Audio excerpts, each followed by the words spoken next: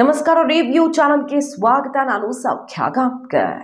ಬಿಜೆಪಿಗೆ ಮತ್ತೆ ಆಘಾತ ಇಟ್ಟ RSS.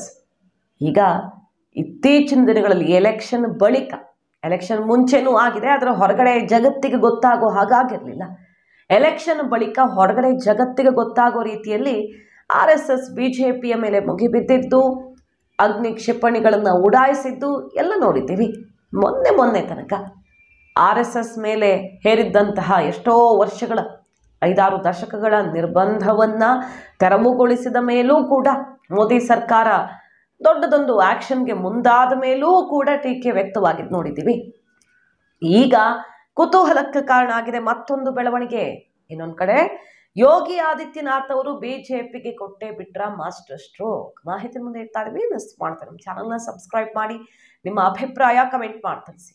ವೀಕ್ಷಕರೇ, ಬಿಜೆಪಿ RSSನ ನಡುವೆ ಏನಾಗ್ತಾ ಇದೆ, ಇದು ರಾಜಕೀಯ ಚಿತ್ರಣವನ್ನು ಮುಂದಿನ ದಿನಗಳಲ್ಲಿ ಬದಲಿಸಬಹುದಾದ ಚರ್ಚೆಯೇ. ಯಾಕಂದರೆ ಈಗಿದ್ದಂಗೆ ಇರಲ್ಲ. ಮೊದಲೇ NDA ಸರ್ಕಾರ ನಿಂತಿರೋದೇ ಈ 2 ಪಕ್ಷಗಳು TDP JDU ಆಧಾರದಲ್ಲಿ ಅನ್ನೋದು ಎಲ್ರಿಗೂ ಗೊತ್ತು. ಈ ದೊಡ್ಡ ಸವಾಲಿರುವಾಗ ಪಕ್ಷದ ಒಳಗಡೆನೆ ಕಿಡಿ ಹೊತ್ಕೊಂಡ್ಬಿಟ್ರೆ ಇದೆಯಲ್ಲ ಸಣ್ಣ ವಿಚಾರ ಅಲ್ಲ. ಅದು RSS ಒತ್ತಡವನ್ನು ನಿಭಾಯಿಸೋದು. ಈಗ ಪಕ್ಷದ ರಾಷ್ಟ್ರೀಯ ಅಧ್ಯಕ್ಷರ ನೇಮಕದಲ್ಲಿ ಏನೇನು ಒತ್ತಡ ಆಗುತ್ತೆ ಗೊತ್ತಿಲ್ಲ. ಇಂಥದ್ದೆಲ್ಲ ಇರುವಾಗ RSS ಪದೇ ಕ್ಷಿಪಣಿಗಳನ್ನು ಉಡಾಯಿಸ್ತಾ ಇರೋದು ಬಿಜೆಪಿ ಕಡೆಗೆ, ಮೋದಿ ಕಡೆಗೆ, ಸರ್ಕಾರದ ಕಡೆಗೆ ನೋಡ್ತಾ ಇದ್ದೀವಿ. ಎಲ್ಲಿಂದ ಶುರು ಆಯಿತು? ರಿಸಲ್ಟ್ ಬಂದ ಮೇಲೆ ಮೋಹನ್ ಭಾಗವತ್ ಅವರು ಎಲೆಕ್ಷನ್ ಪ್ರಚಾರದ ಸಂದರ್ಭದಲ್ಲಿ ಬಳಕೆ ಮಾಡಿದಂಥ ಭಾಷೆ ಯಾವ ಹಂತಕ್ಕಿಳಿದು ಬಿಟ್ರು ಅಂತ ತೀವ್ರ ತರಾಟೆಗೆ ತಗೊಂಡ್ರು. ಮಣಿಪುರದಲ್ಲಿ ಏನು ಮಾಡಿದ್ದೀರಿ ಅಂತ ಡೈರೆಕ್ಟ್ ಹಿಟ್. ಹಾಗೆ ಅಹಂಕಾರ ಇರಬಾರ್ದು, ದೇಶದ ಸೇವೆ ಮಾಡೋದಕ್ಕೆ ಬಯಸೋರಿಗೆ, ಸೇವಕನಿಗೆ ಅಹಂಕಾರ ಭೂಷಣ ಅಲ್ಲ ಅಂತ ತಿಳಿದಿದ್ದಾಯ್ತು. ಅದಾದ ಮೇಲೆ ಇನ್ನೂ ಡೈರೆಕ್ಟ್ ಆಗಿ ದೇವರಾಗೋದಕ್ಕೆ ಹೊರಟವ್ರಿಗೆ ಪಾಪ ಭವಿಷ್ಯ ಗೊತ್ತಿಲ್ಲ, ದೇವರಾಗೋದಕ್ಕೆ ಹೊರಟವ್ರಿಗೆ ಮುಂದೇನಾಗತ್ತೆ ಅನ್ನೋದು ಗೊತ್ತಿಲ್ಲ. ಸೂಪರ್ ಮ್ಯಾನ್ ಆಗೋದಕ್ಕೆ ಹೊರಟಿದ್ದಾರೆ ಕೆಲವರು. ಇವತ್ತು ಸಿಗ್ತಾ ಇರೋದೆಲ್ಲ ಎಲ್ಲರೂ ಮಾಡಿದಂಥ ಕೆಲಸದ ಫಲ ಅಂತ ತಿಳಿದಿದ್ದಾಯ್ತು. ಅಗ್ನಿ ಕ್ಷಿಪಣಿ ನಾಗ್ಪುರದಿಂದ 5.5-6 ದಶಕಗಳ ಬಳಿಕ ಸಿಕ್ಕಂಥ ಬಿಗ್ ಗಿಫ್ಟ್ ಆದರೂ ಸ್ವಾಗತ ಮಾಡ್ತಾನೆ ನಾವೇನು ಕೇಳಿರಲಿಲ್ಲ ಅದನ್ನು ಅನ್ನುವ ಆನ್ಸರ್ ಬಂತು RSS ಕಡೆಯಿಂದ. ಎಷ್ಟೋ ಸರ್ಕಾರಗಳು ಬದಲಾಗಿವೆ. ಯಾವ ಸರ್ಕಾರಕ್ಕೂ ನಾವು ಬ್ಯಾನ್ ಹಾಕಿದಾಗಿಂದಾನೇ ಕೇಳಿಕೊಂಡು ಬಂದಿದ್ರೆ ಏನಾದರೂ ಆಗ್ತಿತ್ತೇನೋ, ಆದರೆ ನಾವು ಕೇಳೋದಕ್ಕೆ ಹೋಗೇ ಇಲ್ಲ. ನಮ್ಮ ಪಾಡಿಗೆ ನಾವು ಕೆಲಸ ಮಾಡ್ತಿದ್ದೀವಿ. ಸ್ವಾಗತಾರ್ಹ ಅಂತ ಹೇಳಿದ್ರು, ಈ ಆನ್ಸರು ಬಂತು. ತೀಕ್ಷ್ಣವಾದಂಥ ರಿಯಾಕ್ಷನ್ನು ಬಂತು. ಆ ರಿಯಾಕ್ಷನ್ನೇ ಎಲ್ಲವನ್ನ ಹೇಳ್ತು RSS ಬಿಜೆಪಿ ನಡುವೆ ಏನಾಗ್ತಾ ಇದೆ ಅನ್ನೋದನ್ನ. ಸೂಪರ್ ಮ್ಯಾನ್ ಆಗೋಕೆ ಹೋಗಬೇಡಿ ಅನ್ನೋ ತನಕದ ಶಬ್ದಗಳು ಬಂದಿದ್ದು ಯಾವಾಗ ಯೋಗಿ ಆದಿತ್ಯನಾಥ್ ಟಚ್ ಮಾಡ್ತಾರೆ ಅಂತ ಗೊತ್ತಾಗ್ತಾ ಇದ್ದ ಹಾಗೆ, ಯೋಗಿ ಆದಿತ್ಯನಾಥ್ ಕುರ್ಚಿ ಶೇಕ್ ಮಾಡುವ ಪ್ರಯತ್ನ ಶುರುವಾಗ್ತಿದ್ದ ಹಾಗೆ ಅಲ್ವಾ. ಇದು ಹಿನ್ನೆಲೆ. ಈಗ ನೋಡಿ ಏನಾಗಿದೆ ಅಂತ. ಬಜೆಟ್ ಈಗ ಮಂಡನೆಯಾಗಿರುವಂತಹ ಬಜೆಟ್ ವಿರುದ್ಧ ಒಂದ್ ಕಡೆ ಪ್ರತಿಪಕ್ಷಗಳು ಮುಗಿಬಿದ್ದಿದ್ರೆ, ಹೋರಾಟವನ್ನು ರೂಪಿಸ್ತಾ ಇದ್ರೆ, ಜನರ ವಿರೋಧಿ ಬಜೆಟ್ ಇದು ಅಂತ ವಾಗ್ದಾಳಿ ನಡೆಸ್ತಾ ಇದ್ರೆ, ಇಲ್ಲಿ RSS ಕೂಡ ಬಿಜೆಪಿ IT ಸೆಲ್ಗೆ, ಅಮಿತ್ ಮಾಳವಿಯಾಗೆ ತರಾಟೆಗೆ ತಗೊಂಡು ಈ ಬಜೆಟ್ನ ಬಗ್ಗೆ ಟೀಕೆ ಮಾಡಿರೋದು ಏನು. ಅಮಿತ್ ಮಾಳವಿಯ ಅವರು ಈ ಬಜೆಟ್ ದಿನ ಒಂದು ಟ್ವೀಟ್ ಮಾಡಿರ್ತಾರೆ, ಇಂಡೆಕ್ಸೇಷನ್ ಬೆನಿಫಿಟ್ ಅನ್ನ ರಿಮೂವ್ ಮಾಡಿದ್ರ ಬಗ್ಗೆ. ಈ ಬಜೆಟ್ ಬಳಿಕ ಸೋಷಿಯಲ್ ಮೀಡಿಯಾದಲ್ಲಿ ನೋಡಿದ್ರೆ CAಗಳಿಂದ ಹಿಡಿದು ಎಲ್ಲ ಜನಸಾಮಾನ್ಯರ ತನಕ ಸಿಕ್ಕಾಪಟ್ಟೆ ಚರ್ಚೆ ಮಾಡಿದ್ದು ಈ ಇಂಡೆಕ್ಸೇಷನ್ ಟ್ಯಾಕ್ಸ್ ಬಗ್ಗೆ.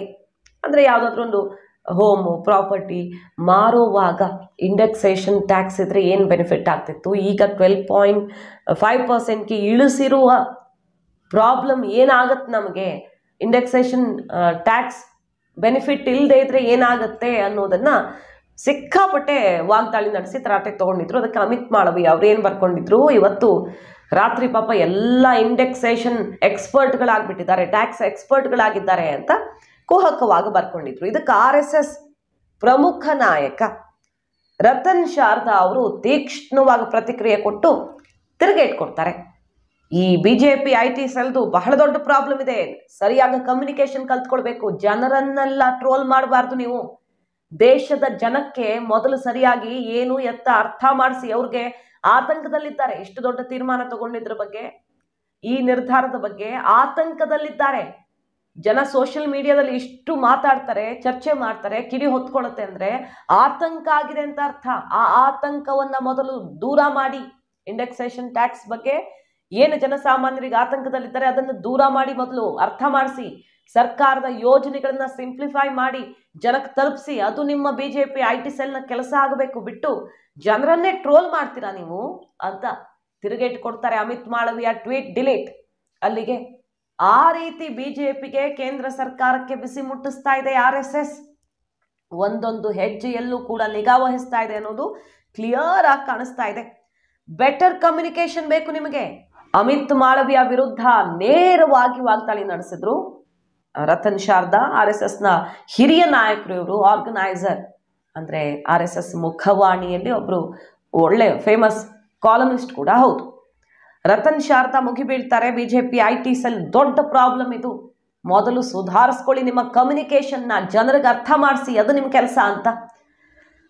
ಅದು ತುಂಬಾನೇ ವೈರಲ್ ಆಯಿತು ಪೋಸ್ಟು. ಅಮಿತ್ ಮಾಳವಿಯ ಅವರು ಡಿಲೀಟ್ ಮಾಡಿದ್ದು.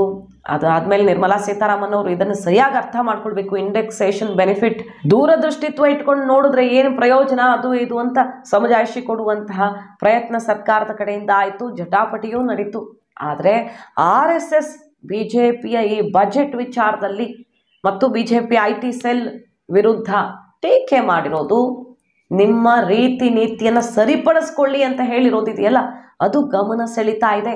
ಮತ್ತೆ ಬಿಜೆಪಿ ಸರ್ಕಾರವನ್ನು RSS ವಾಚ್ ಮಾಡ್ತಾ ಇದೆ. ಹಾಗೆ ಸುಮ್ಮನೆ ಬೇಕಾಬಿಟ್ಟಿಯಾಗಿ ನಡೆದುಕೊಂಡ್ರೆ ಬಿಡಲ್ಲ ನಾವು ಅನ್ನೋ ಎಚ್ಚರಿಕೆ ಕೊಡ್ತಾ ಇದೆ ಅನ್ನೋ ರೀತಿಯ ಬೆಳವಣಿಗೆ. ಇನ್ನೊಂದು ಕಡೆ ಯೋಗಿ ಆದಿತ್ಯನಾಥ್ ಅವರು ಕುರ್ಚಿನೇ ಶೇಕ್ ಮಾಡಿಬಿಡ್ತಾರೆ, ಇಳಿಸೇ ಬಿಡ್ತಾರೆ ಅನ್ನೋ ತನಕ ಬೆಳವಣಿಗೆಗಳಾಗ್ತಿರೋ ಹೊತ್ತಲ್ಲಿ ಸೆಡ್ ಹೊಡೆದು ನೋಡಿದ್ವಿ. ಮತ್ತೆ ದಿಟ್ಟ ನಿರ್ಧಾರಗಳು ಆಸ್ ಯೂಶುವಲ್ ಹಿಂದೂ ಹೃದಯ ಸಾಮ್ರಾಟನಾಗಿ ಯೋಗಿ ಆದಿತ್ಯನಾಥ್ ಅವರ ಆಕ್ಷನ್ಗಳು ಶುರುವಾದವು.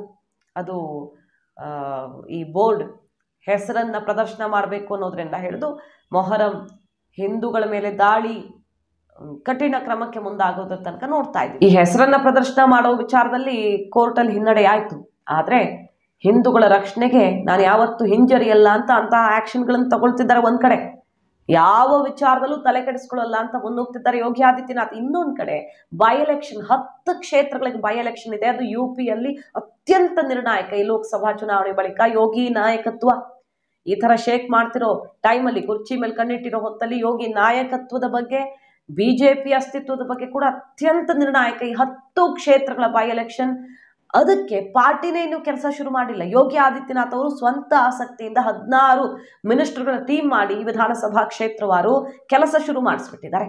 ರಾಜ್ಯಾಧ್ಯಕ್ಷರಿಗೂ ಅಲ್ಲಿ ಮಾಹಿತಿ ಹೋಗದೇ ಮಾಡಿದ್ದಾರೆ ಅಂತಲ್ಲ, ಆದರೆ ಅವರದ್ದೇ ಸ್ವಯಂ ನಿರ್ಧಾರದ ಮೇಲೆ ಒಂದು ಟೀಮ್ ಮಾಡಿಬಿಟ್ಟಿದ್ದಾರೆ. ಬಿಜೆಪಿ ಅಲರ್ಟ್ ಆಗಿ ಅದಾದ ಮೇಲೆ ಹೈಕಮಾಂಡ್ನಿಂದ ಅವರದ್ದು ಒಂದು ತಯಾರಿ, ಉಸ್ತುವಾರಿ ಅಂತೆಲ್ಲ ಈಗ ಶುರು ಮಾಡ್ತಿರೋದು. ಸೊ ಬಿಜೆಪಿ ಹೈಕಮಾಂಡ್ಗೆ ಸೆಡ್ಡು ಹೊಡೆದು ಈ ಕ್ಷೇತ್ರಗಳನ್ನ ಗೆದ್ದು ತನ್ನ ನಾಯಕತ್ವ ಸಾಬೀತು ಮಾಡೋದಕ್ಕೆ ನಿಂತಂಗೆ ಕಾಣಿಸ್ತಾ ಇದೆ. ಯಾಕಂದ್ರೆ ಈ 10 ಕ್ಷೇತ್ರಗಳಲ್ಲಿ ಬಿಜೆಪಿ ಕ್ಷೇತ್ರಗಳೆಲ್ಲ ಇವು.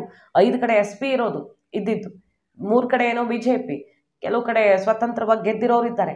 ಇಲ್ಲಿ ಅಷ್ಟಕ್ಕಷ್ಟು ಗೆಲ್ಲಬೇಕು, ಇಲ್ಲ ಹೆಚ್ಚಿನ ನಂಬರ್ಸನ್ನು ನಾವು ಗೆಲ್ಲಲೇಬೇಕು. ಆ ಮೂಲಕ ಯೋಗಿ ಆದಿತ್ಯನಾಥ್ ನಾಯಕತ್ವ ಬಲಪಡಿಸಬೇಕು.